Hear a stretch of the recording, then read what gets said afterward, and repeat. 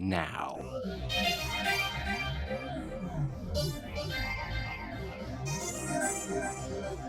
Here it comes.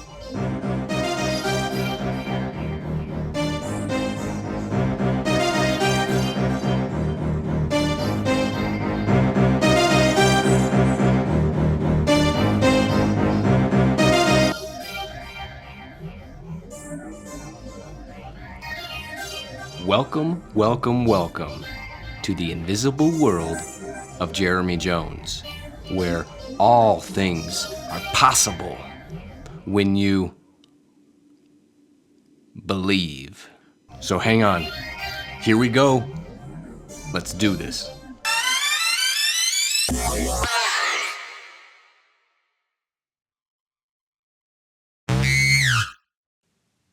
Welcome, my friends. Thanks for joining me. All right, let's open up this treasure box and see, what goodies are in store. Now, this is episode 28, Surfing is a Way of Life, part 2. For those of you watching the episode titles, like what happened to part 3? So part 3 disappeared, and it got pushed because I realized I wasn't quite done with part 2. So this is like the second part of part 2, 2.2 is what we're going to call it, all right? Anyways. Why don't we call it maybe a reheating the leftovers episode, right? I'm not sure it's a whole meal, but it's just too good to throw away. So let's tie off some loose ends here before we actually make it to part 3 next time. But do you remember the story from last episode about my truck getting smashed and robbed and glass flying every which way? It was interesting enough, and I was playing back the episode. I was thinking of the part when my 8-year-old son, he ran out the next morning to see what all the commotion was about, and I still remember the wisdom on his face. He wasn't trying to be a stoic spiritual Jedi master. He wasn't trying to be positive or trying to see the cup half full. Right? I mean, he wasn't trying anything. He was just being a kid, a child. He surveys the broken glass and the wave of disturbance that was traveling through all of us when we were circled around the truck with our jaws swinging open, right? And he says, Oh, good, Dad. I'm glad they didn't steal the whole truck. And in that moment, I felt sorry for him. Such an underdeveloped ego monkey mind, A poor little who hasn't even grown into his nose yet. And I wanted to walk over and put my arm around him. Yeah. Hey, listen, little britches, young Padawan, let me educate you on mastering negativity and scarcity and worry. And while we're at it, practice more expectation instead of appreciation. So much to learn about the dog side. But Yoda's right. Yeah. Oh, judge me by my size, do you? Master Yoga. Interesting wisdom, right? Size, for him, was an illusion. But what else might be just an illusion? Like, oh, judge me by the clothes, do you? Judge me by my house, my car, my grades, my looks, my what? My strength. Real strength that can lift your spaceship out of the sinking swamp and actually find that inner strength within you, inside your invisible world. In my case, the invisible world of Jeremy Jonz. Like, no wonder Jesus was like, hey, be ye like a little child, right? Yeah, at least they didn't steal the whole truck, buddy. Makes sense. Stepped in mud? Cool, hey, got new brown shoes. We as a family, we have a curriculum that we put together. We look at it and study it every week. We have monthly values, and one of the recent ones was about peaceability. And the definition we leveled was that peace is freedom from disturbance. Last episode, scientifically, in physics, remember that a wave, be it gamma, UV, microwave, is a disturbance carrying energy between 2 points. What if, as that choppy energy traveled across your ocean, you could still have peaceability from the disturbances? What if you could calm the storm around your boat? Yeah. Even while the storm raged all around, whitecaps, as far as the eye could see, your boat is calm when the gales howl. What if you had the power to calm your seas? What if you could yell, "Peace, be still"? What if you were the master of your fate and the captain of your soul? Right. You want to talk turkey? Let's talk turkey. How much? How much would you pay for that? Oh, if only it were that easy. Easy enough to write a check, to get that one pearl of great price, to get the acres of diamonds all around us. But of course, in the abundant wisdom of the universe, right, they are not for sale, huh? They're free. Milk, honey, abundance, free flowing, come by without money, without price. It's free. The only cost is use. Yep, you gotta use it or lose it, baby. And in the Universal Economic Master Plan, abundance is not something you gain. It's something you lose. You lose, you give away things like to get it. What can you give away to get more abundance? Perhaps jealousy or judging, excess worry, comparing, scarcity, anger, negativity, doubt. The whole lock, stock, barrel, soup to nuts, egoic monkey mind. Could you give that away? Listen, you're doing such a great job. You just lack one thing. Give away all that you possess and give the money to the poor. And then you will have abundance. You will have treasure. And where is this treasure you speak of, Jesus? Oh, yeah, of course, it's inside of you. Kingdom of heaven, Luke 17:21. It's inside of you. I got you. Now we're talking. Invisible treasure in a big invisible house inside you. Yeah, I got you. And look, if you're not Christian, substitute, connecting with a higher power, higher frequency.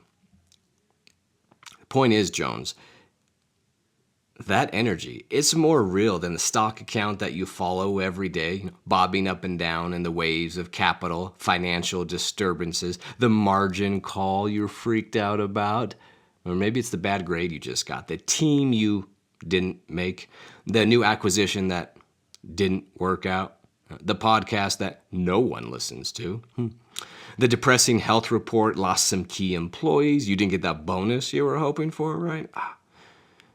Instead, you got a subscription to the Jelly of the Month Club. Right? Peace, be still. Peaceability with the disturbances, alongside them, sharing the space with them. We can't avoid them. Believe me, I've tried.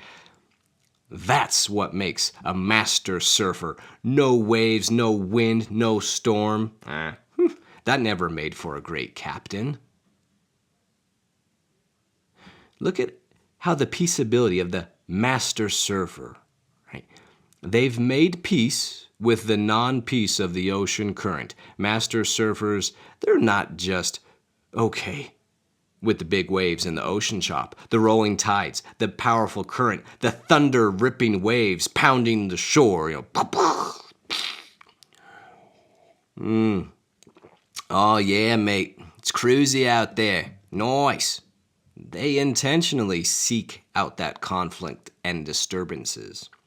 And they're able to because they know they can have peaceability on their surfboard, while the ocean circumstances relentlessly and unpredictably tumbles about, right? Instead of wanting it to be easier, oh please, I wish this was easier, they wish they could be stronger, confident, adroit, a master surfer, one who believes more in their own invisible powers than in the mirage of the tangible world around them.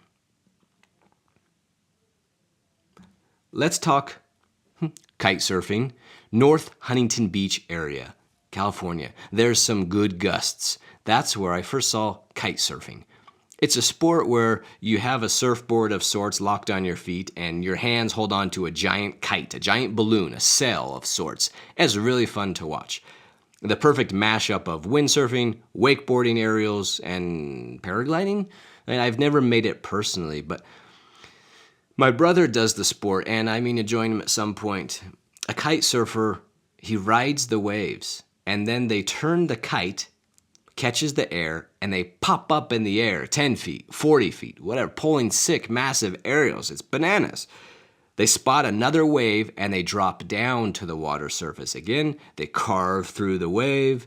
They turn the kite sail again and fly past the seagulls. Maria Dziambowska. Certain I got that wrong. She says, the pessimist hates the wind, the optimist loves the wind, and the realist adjusts the sails. Or, in our beachy vernacular, the master surfer adjusts the sails.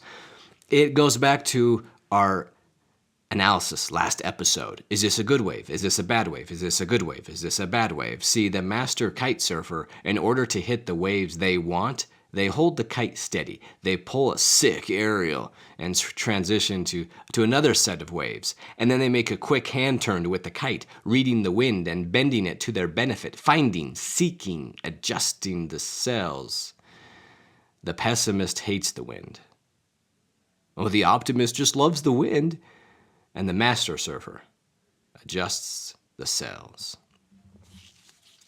The master kite surfer, right, these electric, confident athletes, they show up to the beach and they're like, good wave, bad wave, east wind, westerly wind. Oh, crikey, mate, doesn't matter.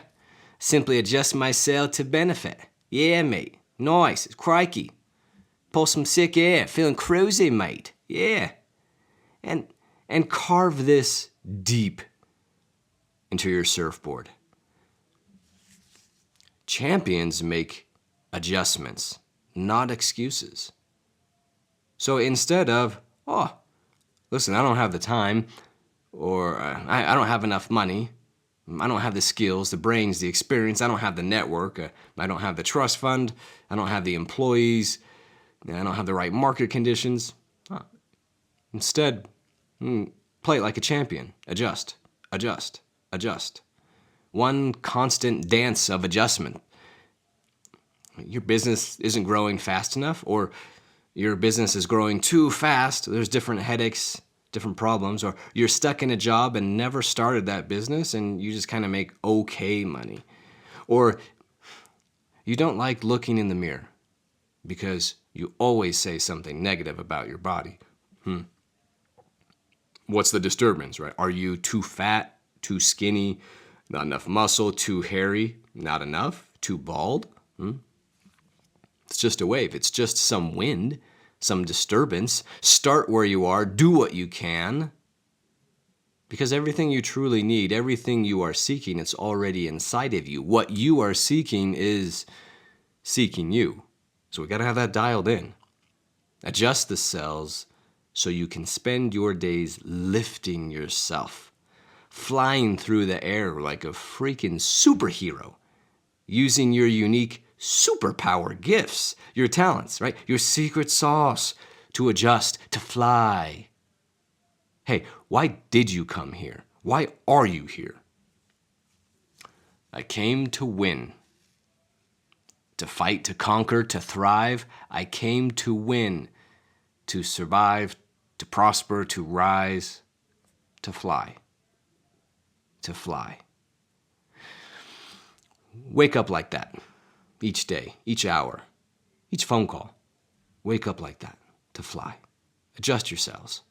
And with that kind of energy, we don't really need to know exactly what's going on.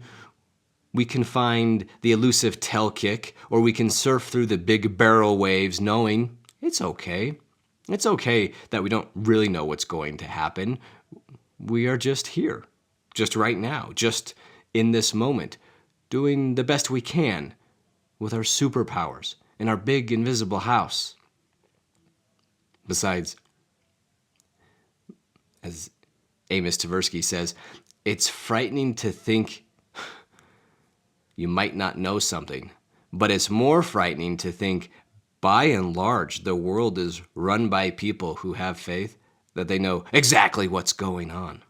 Right? Like, for example, someone might say, I need a doctor, an expert doctor to help me figure this out. What's going on? Surely they can tell me, but medical mistakes, right? Depending on your source, there's a few different sources. They say different things. But there's been more medical deaths than COVID deaths, more medical error deaths, right? Like lately I've been watching some documentaries about psychotic doctors who intentionally performed unneeded surgeries, right, with the intention to harm. And it's estimated that medical errors cause $20 billion of damages a year, about 250,000 fatalities a year due to just medical errors. Let's do a quick little time capsule for our podcast listeners 4 years from now. Hello to everyone 4 years from now. Right now, in the United States, and the world for that matter, there's a massive economic turmoil, havoc, record inflationary measures. The NASDAQ stock index was down 30% for 2022, right?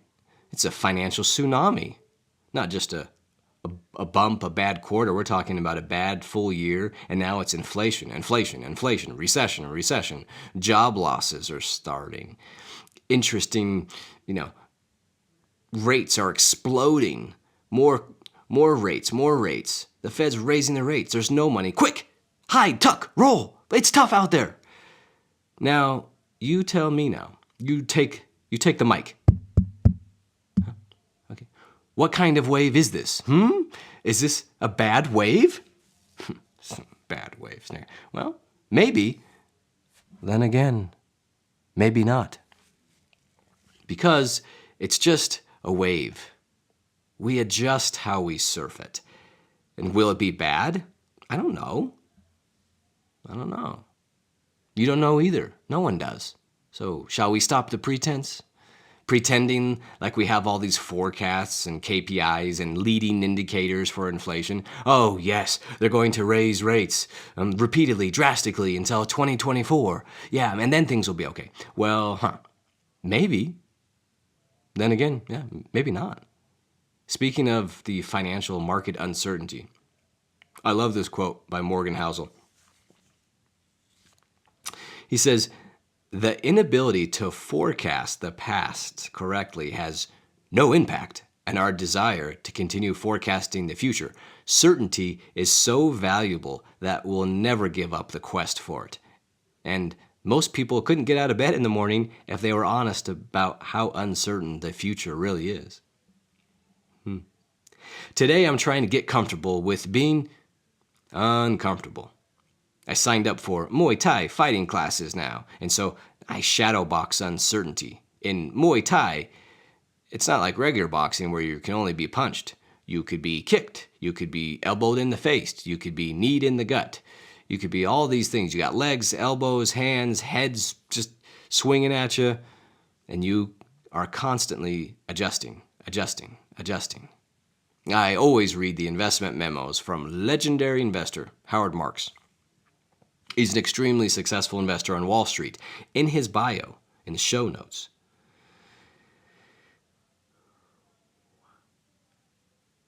he made the point, why do we even forecast the market? The inflation, deflation, raising rates, the market will be in a short recession. No, actually no recession. It'll be a soft landing, hard landing, no landing. Why are we pretending like we know? Look back at all the forecasts that have rarely been accurate. So many variables. Isn't that why, when you ask Warren Buffett for investment advice, the last 200 years he's been on top, anytime he gets the question like this, hey Warren, how can I invest like you and be rich? He says, well, look, there's too many variables out there. Just put it in a diversified low-fee index fund and move on, because we don't know what's going to happen.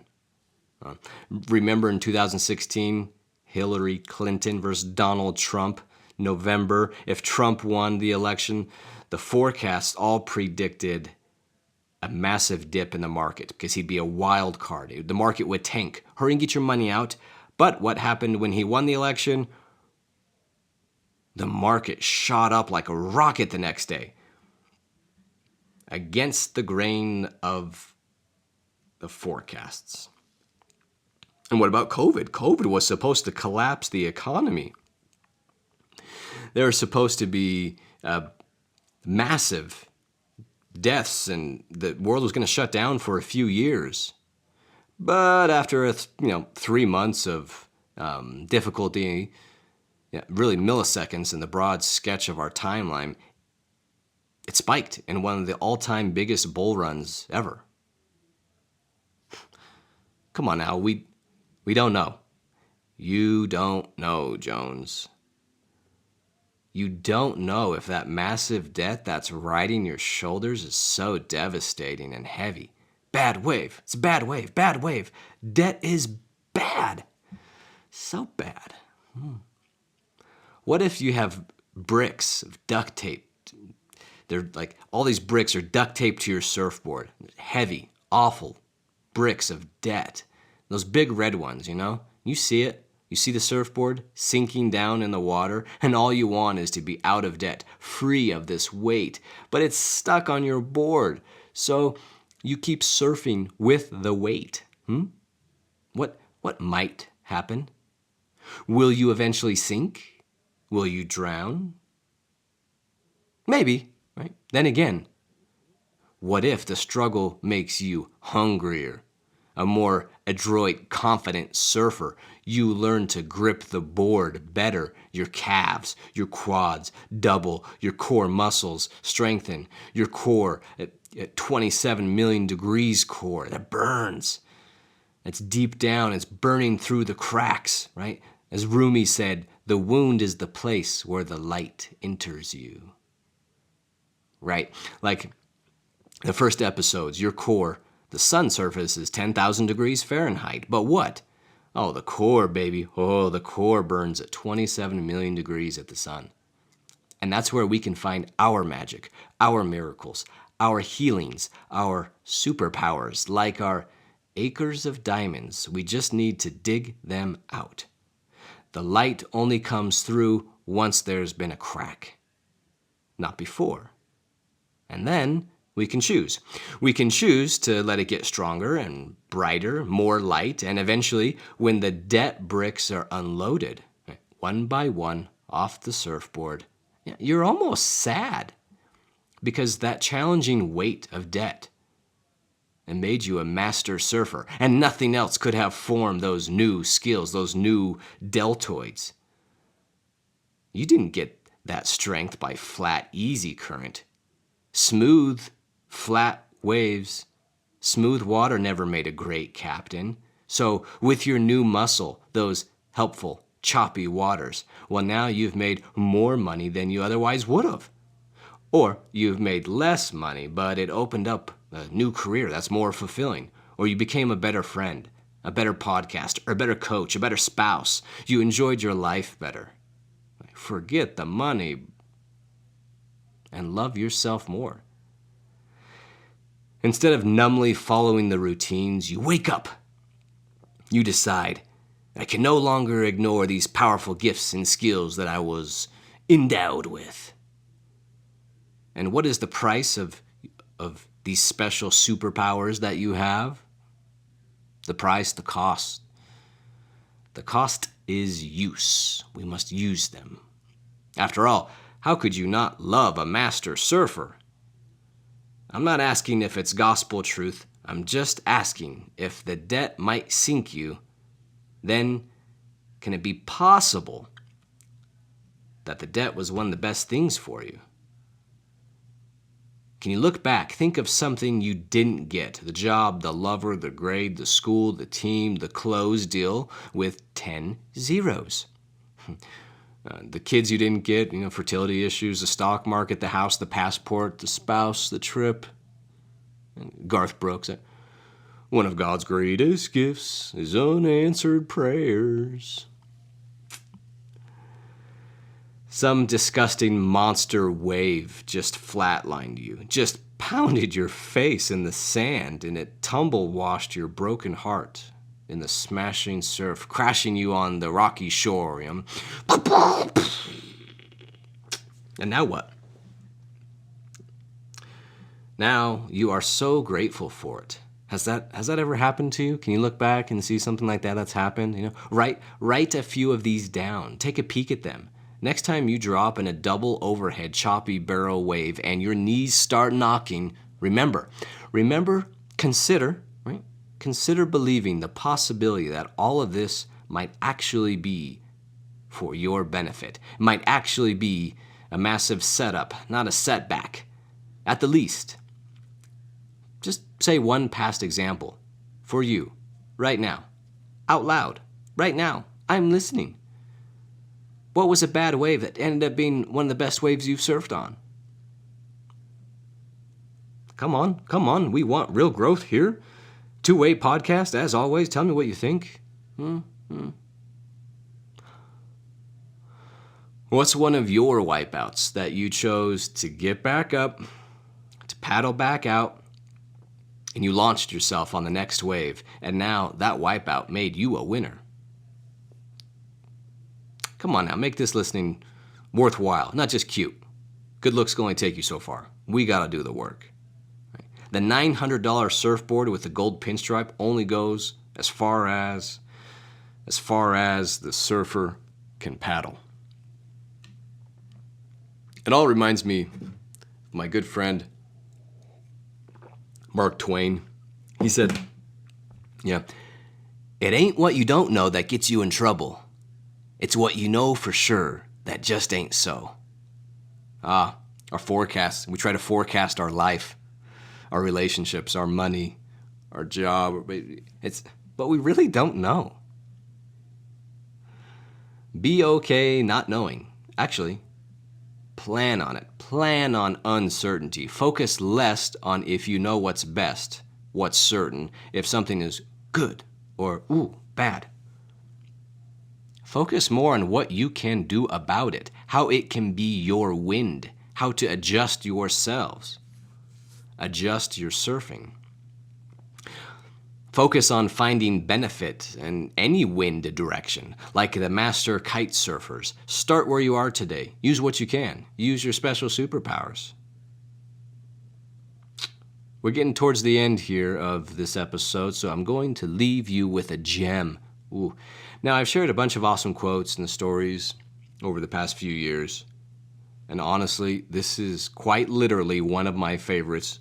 You're going to want to write this down, memorize it. One of those powerful, punchy one-liners by Thomas Brown. We carry within us the wonders we seek without us. We carry within us the wonders we seek without us.